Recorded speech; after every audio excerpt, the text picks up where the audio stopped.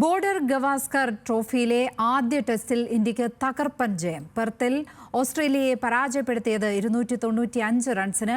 8 വിക്കറ്റെടുത്ത captain Jasprit ബുംറയാണ് കളിയിലെ താരം. ജയത്തോടെ 5 മത്സരങ്ങളുടെ പരമ്പരയിൽ ഇന്ത്യ മുന്നിലെത്തി.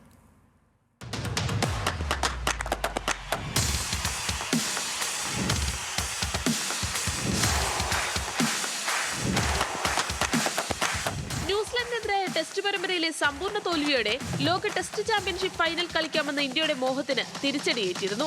എന്നാൽ പെർത്തിലെ അതിവേഗ പിച്ചിൽ ഓസ്ട്രേലിയയെ തോൽപ്പിച്ച ഇന്ത്യൻ ടീം നടത്തിയത് രാജകീയ തിരിച്ചുവരവാണ്. ടെസ്റ്റ് മത്സരത്തിന്റെ സർവ്വമേഖലകളിലും കളം നിറഞ്ഞ ഇന്ത്യൻ ടീമിനെ 2 ഇന്നിംഗ്സുകളിലുമായി 8 ഓസീസ് വിക്കറ്റുകൾ വീഴ്ത്തി മുന്നിൽ നിന്ന് നയിച്ച നായകൻ ജസ്പ്രീത് ബുംറയാണ് കളിയിലെ താരം. ജയത്തോടെ 5 മത്സരങ്ങളുടെ പരമ്പരയിൽ ഇന്ത്യ മുന്നിലെത്തി. ടോസ് നേടി ആദ്യം ബാറ്റിംഗ് തെരഞ്ഞെടുത്ത ഇന്ത്യ ആദ്യ ഇന്നിംഗ്സിൽ 150 പുറത്തായതോടെ ആരാധകരും നിരാശയിലായിരുന്നു. എന്നാൽ ഓസ്ട്രേലിയയെ 104 ഓൾ ഔട്ടാക്കിയ ഇന്ത്യ അതിശക്തമായാണ് മത്സരത്തിലേക്ക് തിരിച്ചുവരവ് നടത്തിയത്. 30 റൺസ് മാത്രം വഴങ്ങി 5 ഓസീസ് വിക്കറ്റുകൾ വീഴ്ത്തിയ നായകൻ ബുംറയുടെ നേതൃത്വത്തിൽ ഇന്ത്യൻ പേസ് ബൗളർമാർ കളം നിറയുകയായിരുന്നു.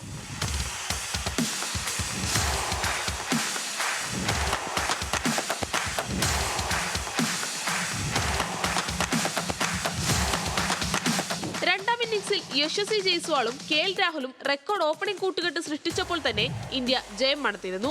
ജയ്സ്വാൾ 160 റൺസ് എടുത്ത് പുറത്തായപ്പോൾ വിരാട് കോഹ്ലിയുടെ സെഞ്ചുറി പ്രകടനം ഇന്ത്യയെ 487 എന്ന കൂറ്റൻ സ്കോറിലേക്ക് എത്തിച്ചു. ഒന്നാം ഇന്നിംഗ്സിലെ ലീഡടക്കം 534 റൺസിന്റെ വിജയലക്ഷ്യമാണ് ഇന്ത്യ ഉയർത്തിയത്.